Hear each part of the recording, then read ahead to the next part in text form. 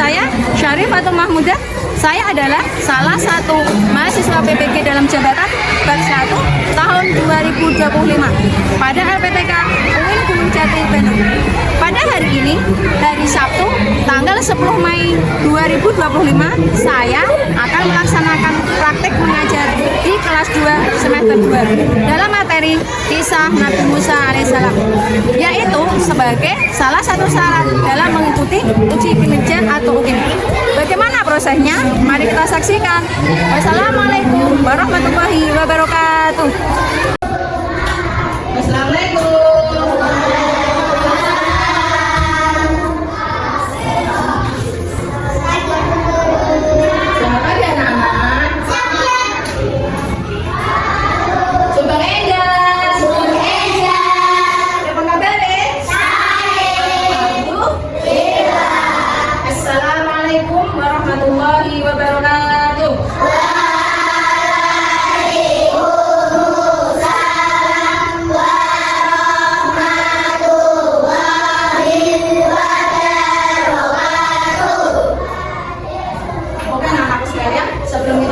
Pembelajaran pada hari ini, sebaiknya kita memohon dulu kepada Allah Subhanahu wa Ta'ala agar pembelajaran pada hari ini beri kemudahan, kelancaran dan keberkahan. Juga kita tidak lupa harus mendoakan kedua orang tua kita, semoga bapak ibu kita di rumah diberikan kesehatan, juga keberkahan rezekinya. Dan jangan lupa juga mendoakan bapak ibu kita, karena mereka adalah sebagai pengganti orang tua kalian di sekolah agar tambah sehat, biar lebih sabar dalam membimbing kalian. Oke, siapa yang mau memimpin doa ini? Mari teman-teman kita berdoa sama doa mulai.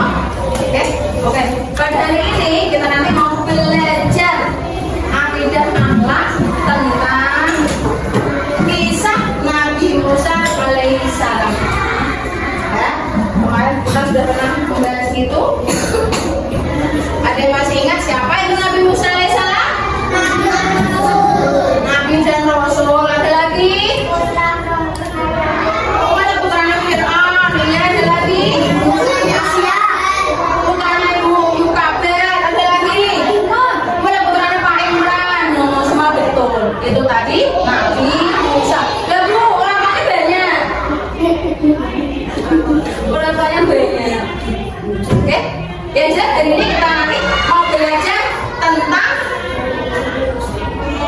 meneladani kisah Nabi Musa alaihissalam sebagai inspirasi dalam menghadapi tantangan kehidupan masa kini dan masa yang akan datang, agar hidup kita menjadi bahagia bukan hanya di dunia tapi juga di akhirat kelak. Apa itu inspirasi? Inspirasi itu semacam ide. Aku melihat orang lain seperti pengen seperti itu namanya inspirasi. Jadi Nabi Musa kok baik dalam hal apa? Kita pengen meniru dia, itu namanya inspirasi. Dulu kemarin kita sudah pernah membahas tentang kisah Nabi Musa. Yang di dalamnya ada ketika Nabi Musa masih bayi, Nabi Musa sudah dewasa, Nabi Musa menerima wahyu dan menjadi rasul, juga ketika Nabi Musa menyampaikan dakwahnya. Juga yang kedua Nabi Musa punya beberapa mukjizat. Kita udah membahas itu kemarin ya. Pada ini kita nanti mau belajar tentang apa sih keteladanan. Keteladanan itu sesuatu sifat atau perbuatan yang bisa kita contoh karena baik. Jadi teladan itu yang baik, bukan yang jelek. Kalau jelek tidak usah diikuti. Yang baik yang kita ikuti namanya itu keteladanan.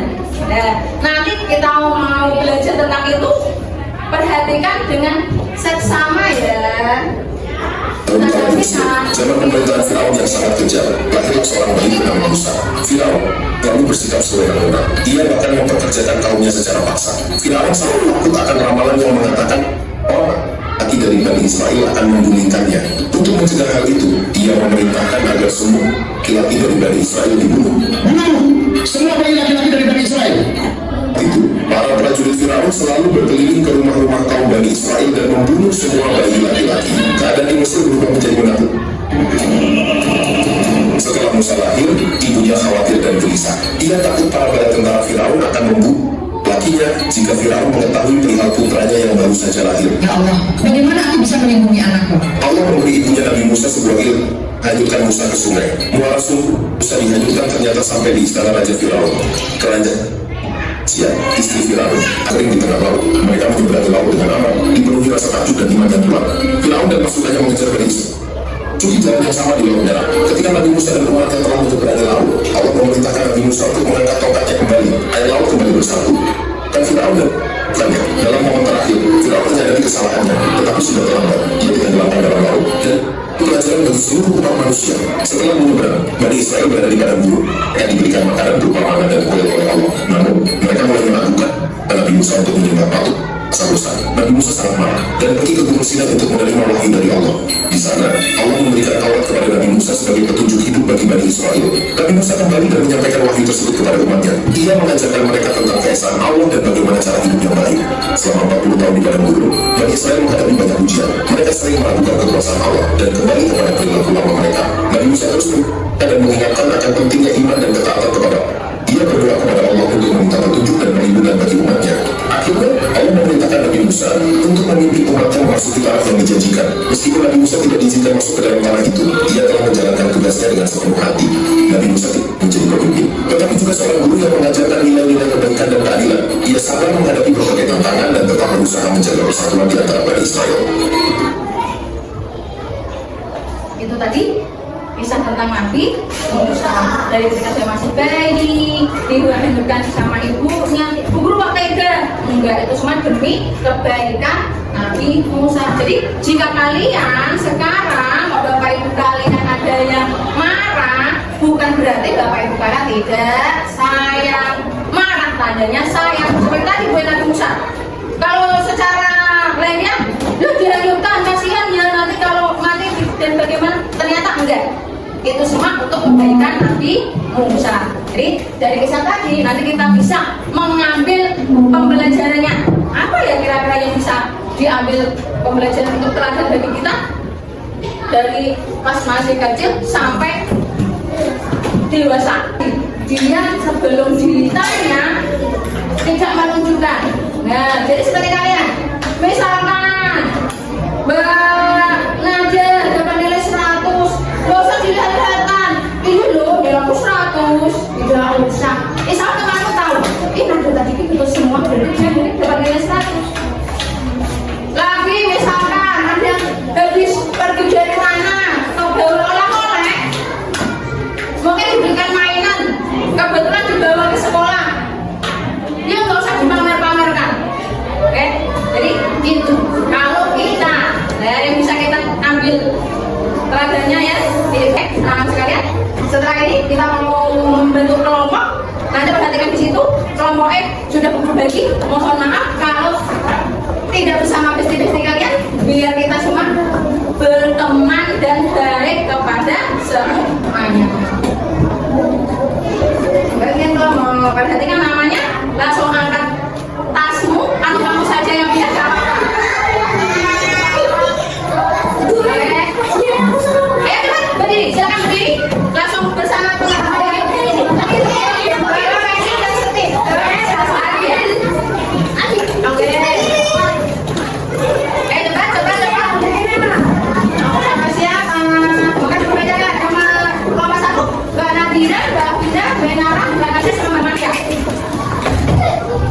Mbak Maria mendekat ke sana, biar yang lain beda. Lanjut. Kelompok 2, Mbak Nisa kalau tetap di situ boleh. Mbak Yahra yang ke tempat Mbak Nisa. Mbak Nisma, ada Mbak Kaila sama Mbak Nisa. Yang dekat ke tempat Mbak Nisa. Selanjutnya ada kelompok 3. Ada Dera sama Mas Saka, Mas Aji sama Mas Ana. Berarti yang pindah Mas Al. Kelompok 4 ada Mbak Amda, Mbak Ahmad, Mbak Hasna sama Mbak Alia. Mbak saya ini. Yang kelompok terakhir ada Mas Maka, Mas Alfate, Mas Nes sama Mas Alfi. Oke. Sekarang duduk masih dulu. Kelompok 1, mana suaraku? Kelompok 1. Mana kelompok 1? Oh, maju dulu semua yang merasa kelompok 1. Tunjukkan jari kalian. Oke, terima kasih. Kelompok 2. Kelompok 3. Kelompok 4. Kelompok 5. Mana semangat kalian? Loh, kok lemas? Mana semangatmu? Oke, nanti setelah berkelompok kalian akan mendapat beberapa tugas dari guru. Nanti tolong dijawab, tidak usah berebut. Siapa yang mau menulisnya, jadi yang lain bisa mengutarakan pendapatnya. Suruh ngapain ke guru lah di sana yang lain mengutarakan pendapatnya.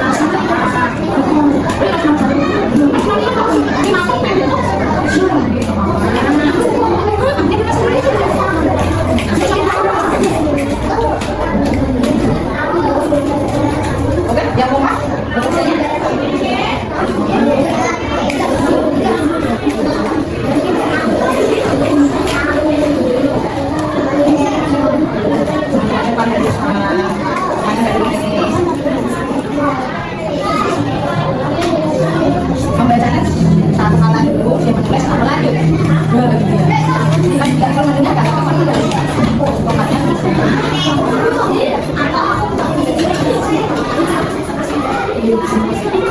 apa-apa mau keren lanjut.